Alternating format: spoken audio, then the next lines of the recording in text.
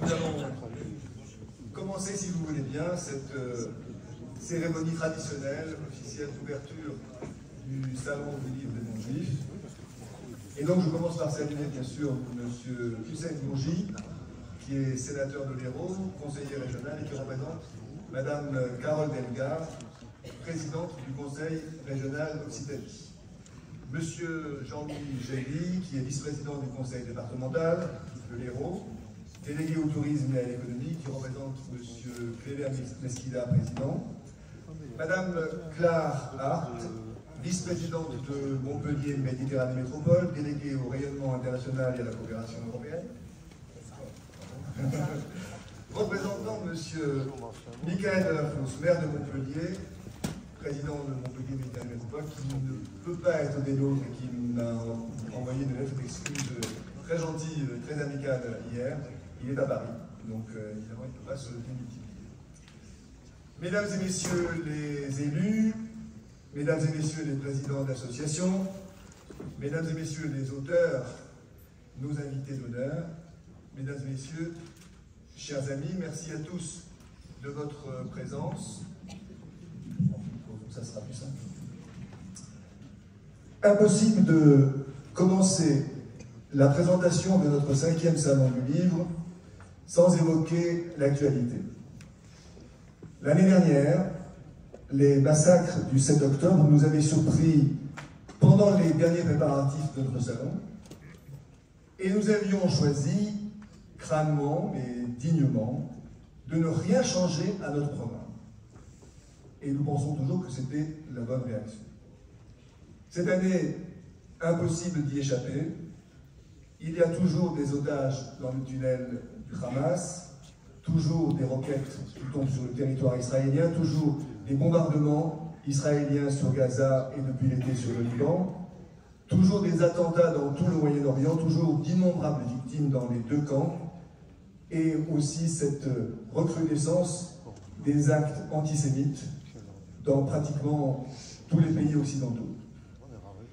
Et surtout, et c'est en ce sens que nous sommes directement concernés, il y a eu de très nombreux ouvrages qui sont nés de ce choc immense. Certains ont cherché à porter témoignage sur ces tragiques événements, et je pense notamment à Lee Yaron, à Sébastien Spitzer, à Rachel Minas, qui ont écrit des livres très émouvants, qui ont donné chair et histoire aux victimes du 7 octobre, et qui malheureusement, pour chacun d'entre eux qui étaient invités, qui voulaient venir, et qui n'ont pas pu au dernier moment, qui nous ont fait signe que ça n'était pas possible d'être là, nous aurons la présence de Chaim Musican demain, et qui lui aussi a, à travers des témoignages, évoqué par un angle positif ces massacres du 7 octobre. Et puis il y en a d'autres qui se sont interrogés sur le fil de l'histoire, sur le contexte géopolitique, les aspects politiques et sociaux, et bien entendu sur les répercussions ressenties par les communautés juives du monde entier. Merci donc à Paul Audi, qui est là ce soir. Merci à Nicolas Tenzer, à Pierre Aski, Denis Charpit. Denis Charpit, il devait être là, il va nous rejoindre. En tout cas, Nicolas Tenzer et Pierre Aski seront là demain. Tout le monde interviendra tout au long de ce week-end pour nous éclairer sur les circonstances, les conséquences de ces drames humains. Et voici l'autre nuit. La nuit où j'ai appris que tu étais parti, une nuit de novembre. Dans la sombre douceur d'un brouillement d'étoiles s'élève un chant d'hiver. Vous me permettrez cette autocitation. C'est un petit extrait d'un long poème que j'ai écrit en apprenant la mort de Leonard Cohen le 7 novembre 2016. Comme beaucoup d'entre vous, j'ai une véritable dévotion à son égard, amoureux de sa poésie, amoureux de ses musiques, de sa voix, de sa personnalité, de son humour, de sa sagesse, de son romantisme noir, de ses textes lumineux. Vous l'avez compris, je suis un vrai fan, et au sens premier du terme. Alors vous pensez, lorsque notre vice-présidente, Janine Gdalia, a proposé de consacrer une partie du salon à un hommage à Léonard Cohen, j'ai repris la balle au bond avec un enthousiasme et une ferveur qui ont dû en étonner plus d'un. Et quoi qu'il en soit, donc ce deuxième temps fort de notre salon sera consacré à Léonard Cohen, avec l'exposition ici, que vous avez peut-être déjà pu voir, découvrir, avec une conférence consacrée à Léonard Cohen à partir de 8h30. Et cette conférence nous sera donnée par Laurent Cohen, au nom prédestiné, et qui assurera aussi le spectacle, accompagné par Sandrine Saporta, son épouse, autour de l'œuvre de notre immense artiste. Et je rappelle également que demain matin, deux autres hommages importants figurent au programme. L'un à Franz Kafka, un écrivain majeur du XXe siècle, dont nous célébrons cette année le centenaire de la mort, et l'autre à Benjamin Fondan, dont on parlait tout à l'heure, un grand poète d'origine roumaine, dont certains textes ont une portée universelle.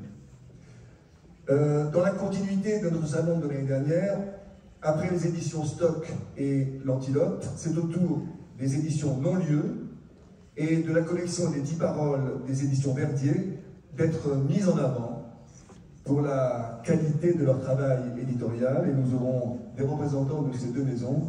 D'un côté, M. Michel Carassou, le directeur, et de l'autre côté, René Lévy, le fils de Béné Lévy, qui sont là demain matin. Et je n'ai pas évidemment parlé encore, mais vous l'avez vu tout au long de l'après-midi, ce panorama sur les tragédies du XXe siècle que Brigitte et André vous ont proposé.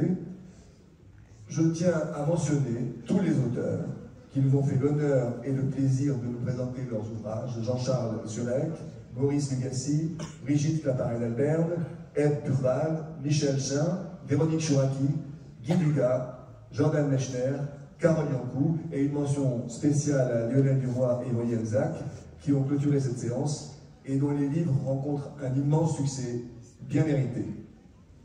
Je ne serais pas complet si je ne citais pas le moment poétique que nous proposa notre ami Pierre Echardour autour des textes écrits après le 7 octobre et qu'il a intitulé « Ramenez-les à la maison ».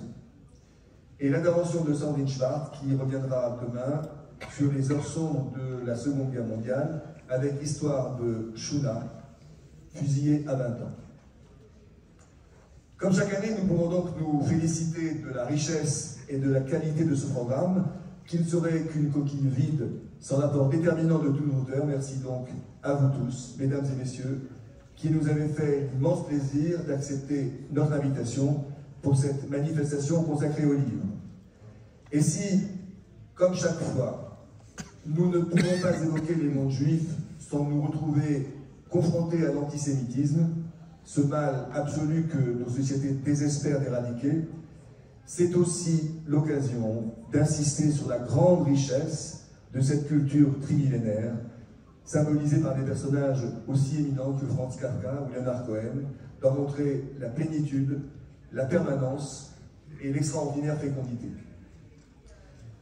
Nous bénéficions à nouveau cette année du cadre prestigieux de la salle des rencontres de l'Hôtel de Ville, l'occasion de renouveler nos remerciements à la ville, à son maire Michael Delafosse et à sa représentante Claire Hart, merci infiniment, ce qui marque l'attachement, la fidélité, l'amitié que la ville porte à notre association. Remercions aussi la région Occitanie et notre ami Hussein Bourgi, sénateur et conseiller régional, présent pour la 5e année consécutive et dont le soutien depuis l'origine a été et reste essentiel. Et le département de l'Hérault, bien sûr, représenté par Jean-Louis Gély, vice-président, mais surtout notre ami de toujours. Je remercie aussi tous nos partenaires, dont l'aide financière est indispensable, la presse, les associations qui nous accompagnent depuis nos débuts, et puis tous les bénévoles de Séparim, qui depuis 1 an n'ont pas ménagé leur temps, ont manifesté enthousiasme, ardeur, persévérance, détermination, motivation, dynamisme, efficacité, compétence, et j'en passe et des meilleurs. Et alors, ce qui est extraordinaire, c'est qu'on était hier après-midi dans cette salle pour tout mettre en place, et 2 ou 3 personnes qui passaient nous disaient Voilà, mais vous êtes nombreux, vraiment, c'est formidable. Nous sommes effectivement nombreux, les membres de l'association se mobilisent régulièrement et ils se mobilisent en nombre. Et je les remercie infiniment pour cela. Un livre, disait Franz Kafka, doit être la hache qui fend la mer gelée en nous. Laissez-moi espérer que chacun des livres que nous proposons à l'occasion de ce 5e salon saura fendre en nous cette mer gelée, ce qu'on nomme aussi l'indifférence, qui réveillera ferveur, émotion et contentement. Merci à tous.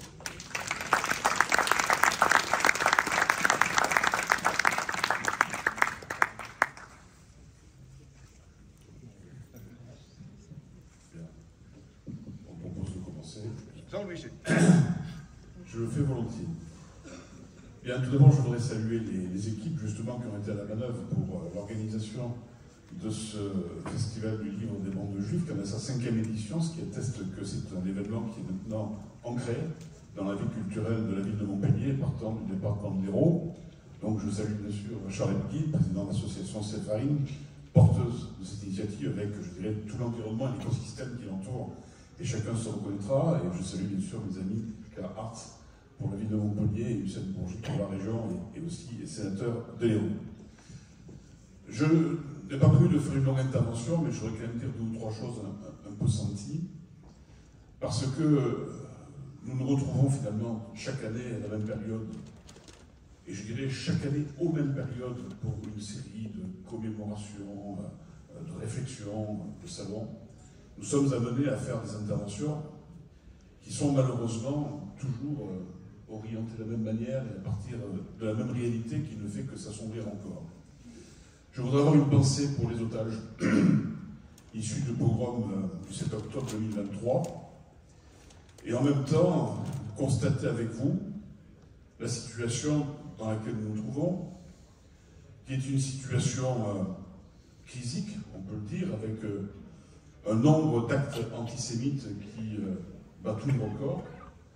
Je lisais dans la presse qu'au premier semestre de 2024, à l'échelle de la France métropolitaine, ils ont été en hausse de près de 200%. Et malheureusement, nous sommes obligés de constater aussi qu'il y a au sein même de notre société des ferments, des mauvais ferments, qui ne font que susciter l'intensification de ces actes délictueux, criminels, qui partent d'un civisme quotidien, un bruit de fond, et qui malheureusement répondent à des logiques contre lesquelles il est manifestement difficile de combattre. Car c'est un combat dont il s'agit, et ce combat, c'est bien sûr celui des Français juifs, mais c'est le combat de la société tout entière. C'est le combat de la République, c'est le combat de la nation, nous faisons nation. Et souvent, les Juifs sont intégrés, les Juifs sont dans la matrice de la société française. Nous sommes ensemble, nous sommes les mêmes. Et les actes qui sont commis en termes d'antisémitisme sont des actes contre la République et contre la démocratie. Et les éléments qui les sous-tendent, qui sont de diverses natures, sont des éléments qui concernent la société au-delà des Français juifs. Je dis toujours Français juifs plutôt que communauté juive de France, parce que vous êtes Français, nous sommes Français, et nous avons chacun des origines, des appétences qui sont diverses et variées, qui sont légitimes, qui caractérisent notre identité et qui font aussi la richesse de notre pays. Mais nous ne reconnaissons qu'une communauté dans la République, c'est la communauté nationale, et nous en faisons tous partie. Alors, moi je suis un modeste représentant d'une collectivité territoriale, ce qu'on appelle un élu politique, mes collègues sans doute emprunteront le même sillon avec leurs mots. Et je dois dire que je suis assez sidéré. J'entendais tout à l'heure en prenant la dernière table ronde en route, l'interrogation que vous aviez sur la manière dont se constitue un antisémitisme radicalisé, quasi pathologique. Comment peut-on verser de ce côté-là du fléau? Bien, de la même façon, on peut se demander comment les citoyens engagés qui plus est, peuvent professer des opinions. Non, ce ne sont pas des opinions, parce que quelque part, l'antisémitisme, c'est un délit, comme le racisme, comme tout racisme. Et quelque part, on veut faire passer pour opinion ce qui en réalité est un acte parfaitement attentatoire à l'honneur, à la dignité des personnes. Mais comment peut-on développer des réflexions, des démarches qui conduisent à cette atomisation du tissu de notre société? Je pense qu'il y a plusieurs raisons. Il y a bien évidemment tout ce qui se passe à l'horizon. Et tous ceux qui professent des idéologies radicales, qui instrumentalisent les religions, qui instrumentalisent des causes qui par ailleurs peuvent apparaître pour légitimes et qui font partie du débat démocratique, mais qui ne sont plus exprimées dans ce cadre-là, et qui, in fine, agitent, activent des réflexes politiciens, des stratégies nauséabondes, des formes de clientélisme, qui, bien évidemment, viennent en rupture avec les équilibres traditionnels de notre société et de notre vie politique. Mais pour autant, j'ai vu cet après-midi, j'ai noté quelques éléments, un sondage de l'Institut Ipsos qui paraît tout de même, car il ne faut pas non plus se faire casser la tête contre le mur, paraissent quand même de nature à cultiver un relatif optimisme. 79% des Français considèrent que l'antisémitisme est un phénomène répandu, donc il y a une conscience du phénomène. 64% des Français jugent qu'il existe des raisons d'avoir des craintes de vivre en France lorsqu'on est juif. Je le dis, mais en même temps, je vous en conjure, je vous en supplie, restez en France. Nous avons besoin de vous, vous êtes chez vous, nous sommes chez nous. 89% des Français estiment que rien ne peut justifier un acte ou une parole antisémite. 89% des Français. 77% des Français estiment que le Hamas est une organisation terroriste. 75% des Français estiment que la situation au Proche-Orient provoque une montée de l'antisémitisme. Je ne cite que les principaux items.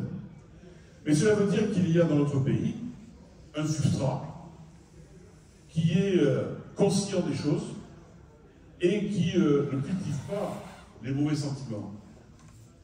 Et que par conséquent, parce qu'on voit aussi dans l'expression publique beaucoup d'indifférence, il faut le reconnaître.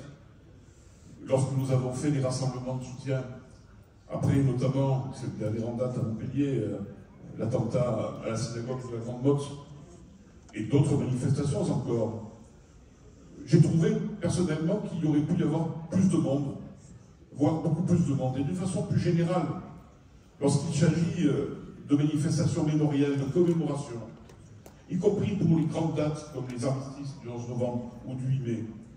Il y a toujours assez peu de monde. Il y a un concernement tout à fait relatif. Les gens ont sans doute des éléments en eux, mais ils ne les expriment pas, ils ne les extériorisent pas, et quelque part, ils ne favorisent pas un mouvement collectif, une prise de conscience, comment dirais-je, plus active. Alors c'est là, peut-être et sans doute, que les acteurs publics, les acteurs politiques ont un rôle à jouer. Il ne s'agit pas simplement de cultiver les bons sentiments. D'abord, et je n'irai pas plus loin sur ce sujet, mais nous en sommes tous convaincus, le conflit proche-oriental est inclus dans le débat politique national, dans les débats politiques nationaux, dans la plupart des démocraties occidentales. Et ce qui est à craindre, c'est qu'il devienne un élément majeur du débat politique, et peut-être même de la décision démocratique par le vote des électeurs.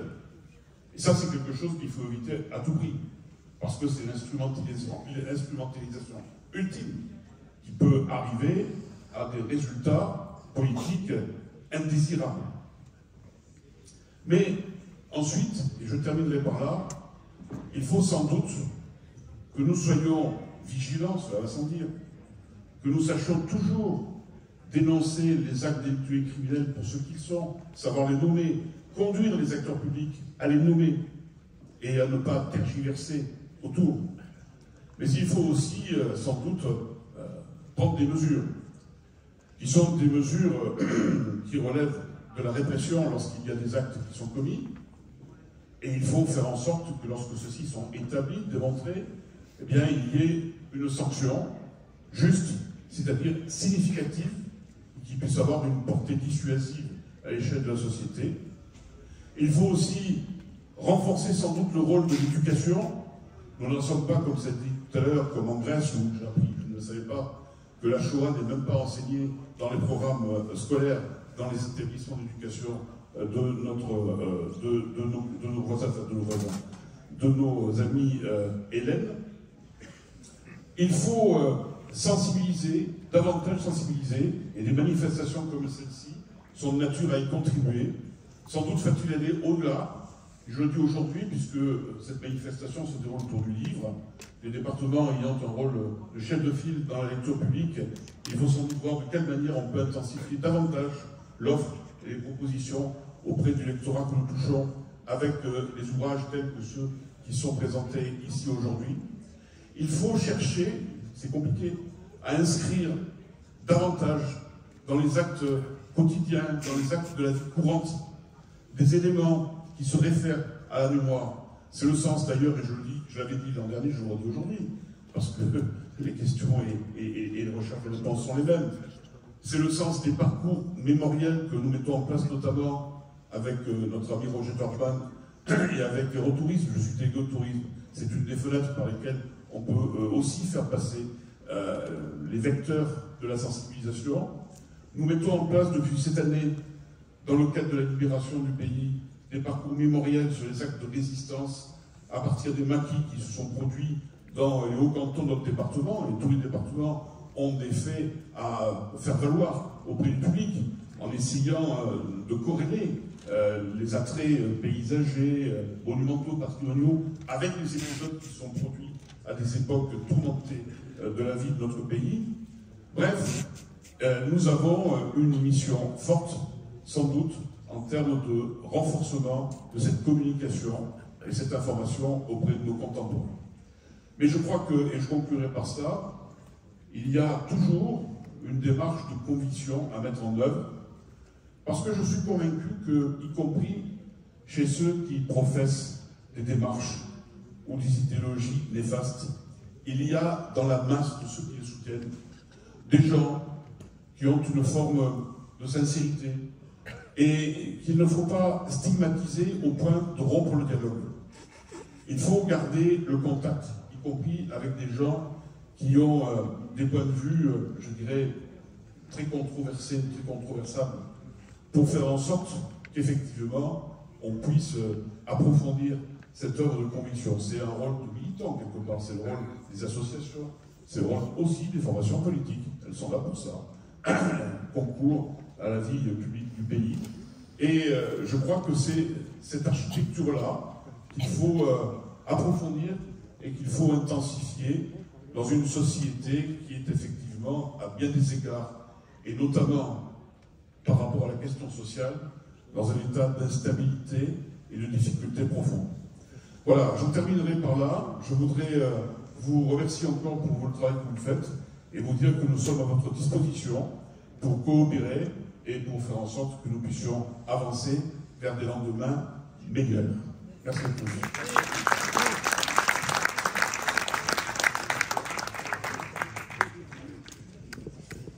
Merci beaucoup, très chers amis. Bonjour, bonsoir à toutes et à tous.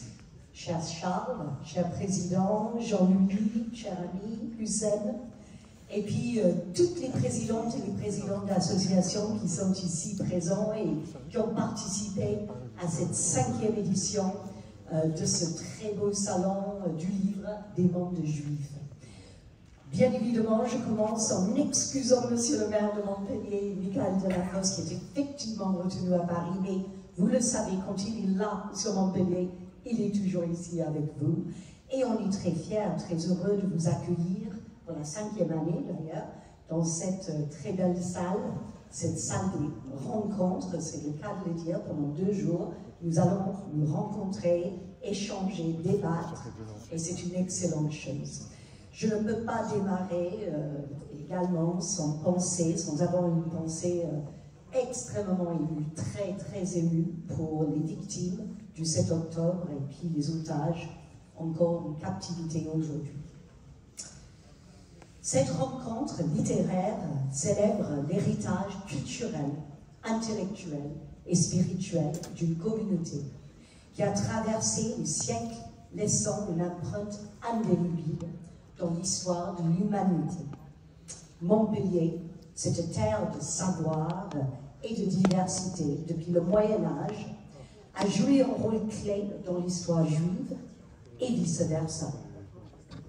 Et dès le XIIe siècle, la ville était un centre intellectuel majeur, accueillant des érudits juifs tels que Maïmonide, cher Michael, qui, bien que basé à Fès et en Égypte, influença les penseurs juifs de la région. Et ces intellectuels ont contribué collectivement à des dialogues entre les cultures juives, chrétiennes et musulmanes, enrichissant ainsi le patrimoine universel. Le livre est au cœur de la tradition juive. Le Talmud enseigne, tourne et retourne encore le livre, car tout y est. Et cette citation illustre non seulement le respect pour l'étude et la transmission du savoir, mais aussi la croyance fondamentale que la recherche de vérité et de justice se fait par l'apprentissage et le dialogue. Et ce salon, cher Charles, est aussi un hommage à la mémoire collective. Il nous rappelle les heures sombres, comme l'expulsion des Juifs de France en 1306, ou le tragédie de la Shoah. Pourtant, il met en lumière une résilience extraordinaire, comme celle exprimée par Elie Wiesel, prix Nobel de la paix. Celui qui écoute un témoin devient lui-même témoin.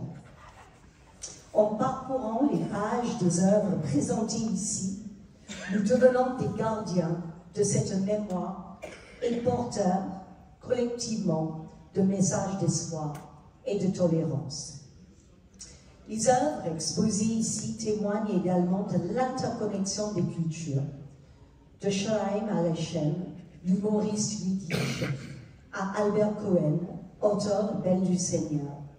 Ces écrivains juifs ont su parler à l'universel, tout en restant enracinés dans leur histoire.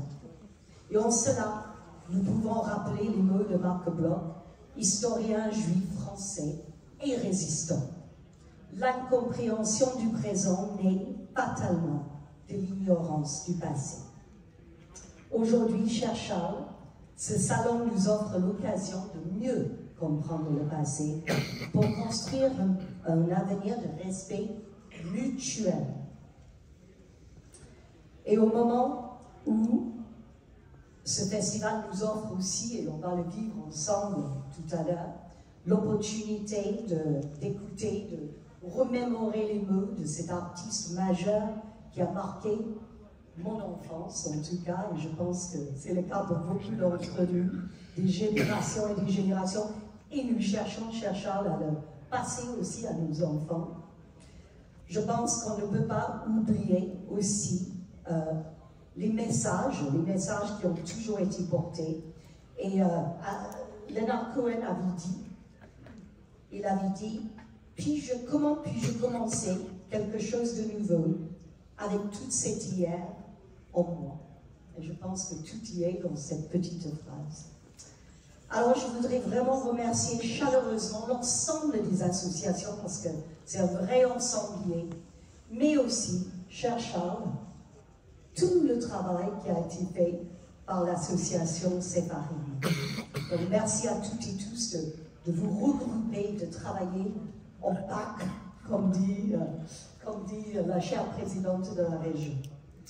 Vous contribuez ensemble à maintenir vivante une tradition millénaire et à faire résonner une voix essentielle dans notre monde si trouble aujourd'hui, à l'heure où nous voyons bien que le vent de la haine et du rejet de l'autre souffle en Europe. Ensemble, en explorant ces livres, nous honorons non seulement une culture, mais aussi un idéal, celui d'un monde où les différences enrichissent et unissent. Merci et excellent salon à toutes et à tous.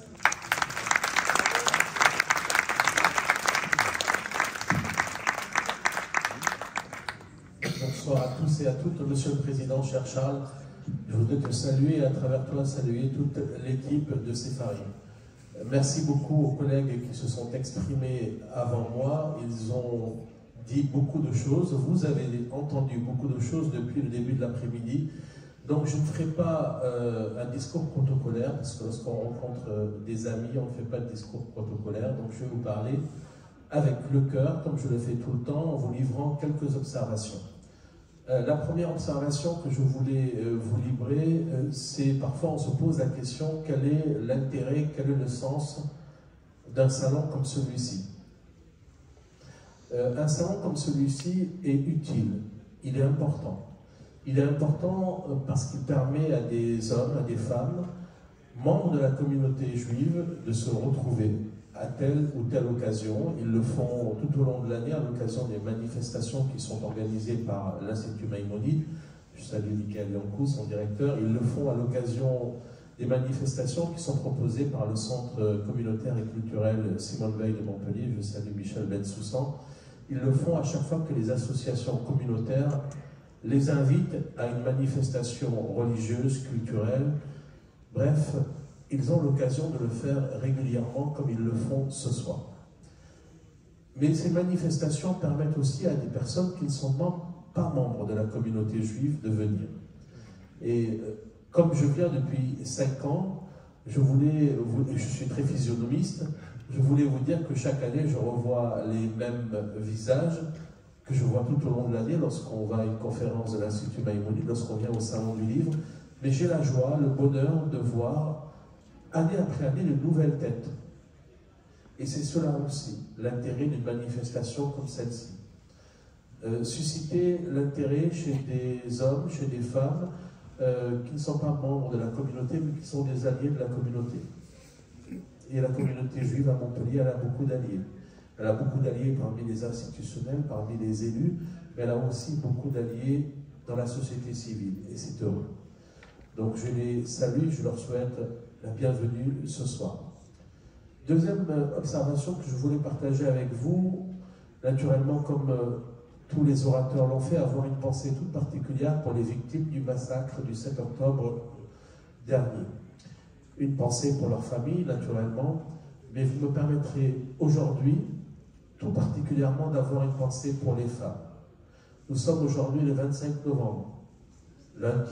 Et aujourd'hui, et si vous ouvrez la télévision, vous le verrez, dans toutes les villes de France et du monde, il y a des manifestations pour sensibiliser l'opinion publique sur les inégalités qui peuvent exister entre les femmes et les hommes. Dans certains pays d'Afrique, c'est sensibilisation contre l'excision, contre les filles qu'on fait sortir de l'école pour les faire travailler comme femmes de ménage. Dans d'autres pays, ce sont plutôt les inégalités salariales, c'est le cas en France. Mais vous me permettrez, pour ma part, d'insister sur ce que les femmes, les filles, les mères ont subi le 7 octobre 2023.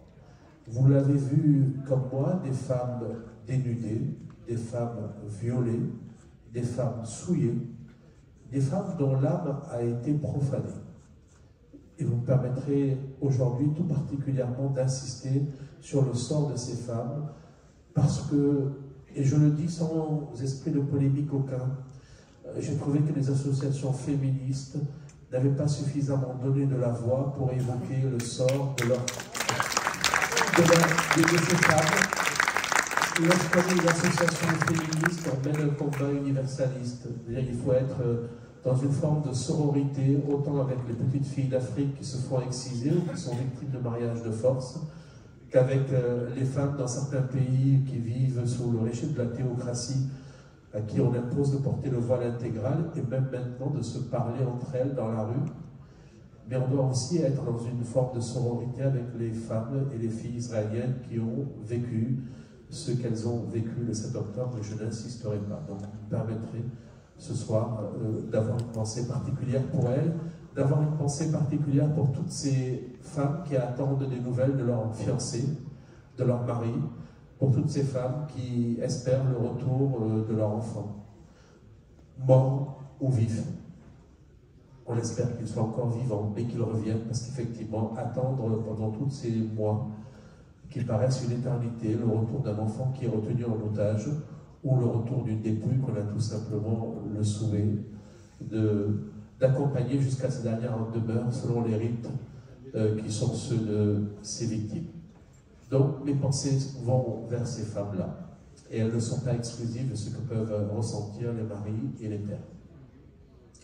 Je voulais vous dire que vous avez fait le choix de mettre les héros au cœur de cette 5e édition. Les héros d'hier, les héros d'aujourd'hui. Finalement, qu'est-ce qu'un héros? Un héros, c'est un homme, une femme ordinaire, qui rencontre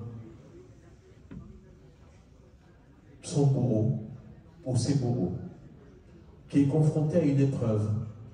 Sa réaction, sa conscience, son entrée en résistance, le révèle et fait de lui un héros. Finalement, ce sont des citoyens qui vivaient paisiblement, qui aspiraient tout simplement à continuer à vivre paisiblement, et qui se retrouvent entraînés par les tourments d'une tragédie qui leur échappe, et contre laquelle, parfois, ils trouvent en eux la force de s'élever et de résister, et d'affronter cette épreuve.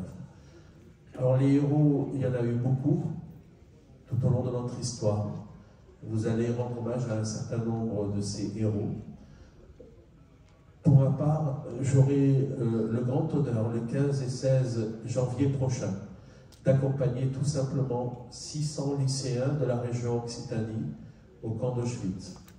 Nous organisons ce voyage en partenariat avec le mémorial de la Shoah. Un avion décollera de Toulouse le 15 janvier, il emmènera 300 lycéens, ils partiront le matin, ils rentreront le soir. Le lendemain, l'avion décollera de Montpellier, il emmènera 300 lycéens et ils rentreront le soir. Et quel est l'objet de ce voyage? Tout simplement parce que l'année prochaine, janvier 2025, 80 ans de la libération du camp d'Auschwitz. Et il nous a semblé, avec la présidente de région, utile d'emmener ces élèves, comme nous le faisons chaque année, mais nous avons augmenté considérablement le nombre d'élèves qui y vont, tout simplement pour leur dire: venez à la rencontre des héros qui sont morts ici. Venez à la rencontre des héros qui ont été déportés, qui ont été exterminés ici. Venez à la rencontre des héros qui ont survécu et qui ont témoigné. Et à notre manière, nous leur disons: à vous d'être des passeurs de mémoire. Vous êtes venus, vous avez vu, vous devez témoigner. Juste ça.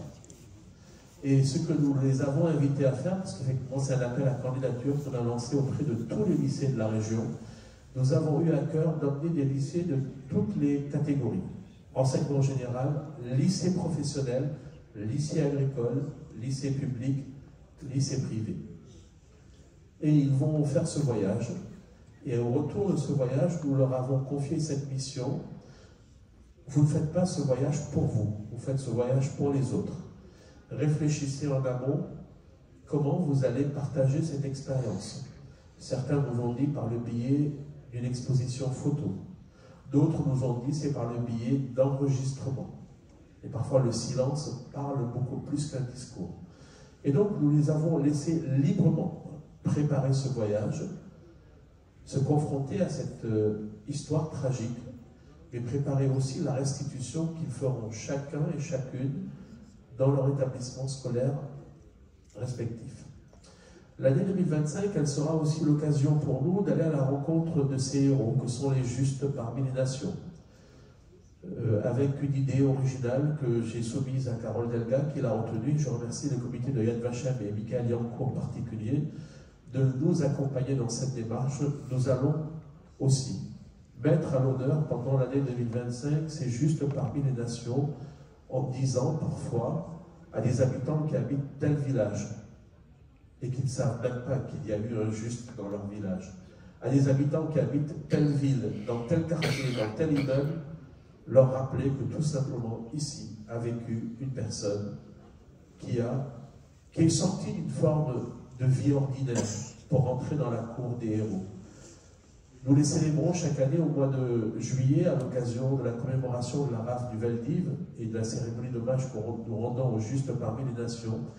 Mais il nous a semblé utile de laisser un témoignage dans la pierre, un témoignage sur l'espace public, pour que chacun et chacune passe, s'arrête, lise et se souvienne.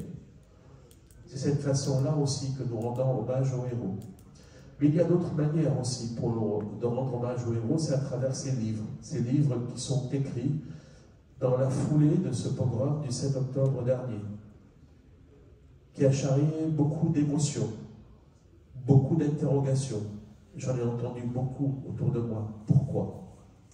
Pourquoi? Et finalement, cette interrogation, pourquoi, en 2023, elle fait écho à la question que les survivants de la Shoah se posaient déjà à l'époque. Pourquoi? Et donc l'être humain a besoin de réponses. Alors chacun, avec sa sensibilité, avec son histoire, livre des fragments de réponses. Et ces livres qui sortent aujourd'hui, ils éclaireront les livres qui sortiront dans 10 ans, dans 20 ans, dans 30 ans. Ils vont servir de matériaux pour le travail des historiens. Parce qu'effectivement, le regard ou le témoignage qu'on peut écrire en 2023 ou 2024, il sera nécessairement objectivé, enrichi dans les années qui viennent. Et finalement, c'est une forme de témoignage que nous laissons, une petite pierre dans l'histoire de l'humanité que représente chacun de ces livres. Alors chacun s'exprime avec sa sensibilité, parfois c'est un livre, parfois c'est une chanson, parfois c'est un poème. Et c'est la raison pour laquelle, cher Charles, toi et ton équipe, je vous remercie beaucoup de mettre à l'honneur ces héros d'hier, les héros d'aujourd'hui, ceux de la Shoah, ceux du pogrom du 7 octobre dernier.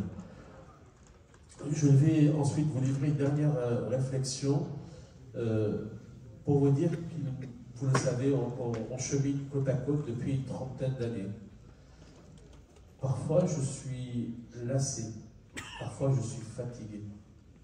Lassé et fatigué, et je me dis, mais si toi tu es lassé, tu es fatigué, si toi tu renonces, qui mènera le combat à leur côté? C'est la raison pour laquelle je me ressaisis. Et venir à ces manifestations comme celle-ci, c'est une forme de cure pour venir puiser de la force et de l'énergie pour continuer le combat. Pourquoi être lassé? Pourquoi être fatigué? Je mets de côté les attaques que j'ai pu subir, elles se régleront devant les tribunaux. Mais je suis lassé, je suis fatigué, y compris par des choses qui ne me concernent pas directement. Ce matin, je me réveille et j'ai une collègue, sénatrice, qui m'envoie un SMS en me disant « Tu as vu la dernière connerie de la France insoumise ?» et elle m'envoie un lien. Je vous avoue, je vais cliquer sur ce lien, je tombe sur le site de l'Assemblée nationale et je découvre que les députés de la France insoumise ont déposé une proposition de loi le 19 novembre visant à abroger le délit d'apologie du terrorisme. Je répète, aujourd'hui en France, lorsque quelqu'un commet un acte terroriste et qu'il y a quelqu'un d'autre qui en fait l'apologie, qui vante l'auteur et qui salue l'acte de l'auteur, il est passible de poursuites pénales depuis la présidence de François Hollande et depuis les attentats survenus sur le sol de France. Donc nous avions complété notre arsenal législatif, notre code pénal, au lendemain des attentats survenus sur le sol français.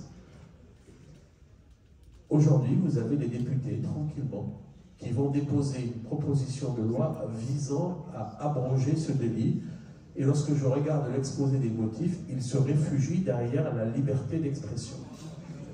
Alors je voulais vous dire la chose suivante. J'étais en colère ce matin, j'étais fatigué ce matin, j'étais lassé en me disant devant tant d'imbécilité, tant de bêtises. Mais finalement, je me suis dit, d'abord, cette proposition de loi n'a aucune chance d'être votée, donc je vous rassure. Elle ne sera pas votée, c'est juste de la gesticulation, c'est juste de l'affichage. Première chose. La deuxième chose que je voulais vous dire, c'est que si par malheur cette proposition de loi venait à être votée, Cela consisterait à inverser les rôles et à mettre sur le même pied d'égalité le bourreau et la victime. Et cela, nous ne pouvons pas l'accepter, nous ne pouvons pas l'admettre, nous ne pouvons même pas accepter de nous projeter dans cette hypothèse. Parce que si demain, au nom de la liberté d'expression, nous venions à abroger le délit d'apologie du terrorisme en France, peut-être que dans 1 an ou 2 ans, quelqu'un viendra déposer une proposition de loi pour abroger le délit de révisionnisme et de négationnisme. Vous l'avez compris, ce qui se joue ici, c'est de l'ordre du politique, ce qui se joue, c'est de l'ordre du juridique, mais ce qui se joue, c'est de l'ordre du philosophique. Et donc, c'est la raison pour laquelle nous avons besoin, tous et toutes, de demeurer vigilants, et y compris lorsque parfois on est accablé par la bêtise de nos contradicteurs et de nos adversaires, y compris parfois lorsqu'on est lassé par leurs provocations qui sont de plus en plus grotesques, de plus en plus ridicules, mais ils vont pousser le bouchon toujours plus loin. Et c'est la raison pour laquelle vous pouvez tout à fait demain avoir la France insoumise qui vous dise on abroge le délit d'apologie contre le terrorisme, et vous allez avoir un autre groupe politique dont un certain nombre de responsables ont été condamnés par le passé pour révisionnisme et négationnisme, qui vous disent mais puisque vous l'avez fait pour l'apologie du terrorisme, faisons-le pour le révisionnisme et le négationnisme. Et cela consisterait à tuer une deuxième fois les victimes de la Shoah. Cela consisterait à tuer une deuxième fois les victimes du Bataclan, de l'Hypercacher ou de Charlie Hebdo. Et cela me met en colère. Et la colère, finalement, elle est porteuse d'énergie. Et finalement, cette énergie-là, j'en ai besoin, elle m'aide à surmonter la lassitude et la fatigue que je peux ressentir parfois. C'était les quelques réflexions que j'avais envie de partager avec vous ce soir et vous dire rendez-vous l'année prochaine, on sera toujours ensemble. Bonne soirée à tous. Bravo.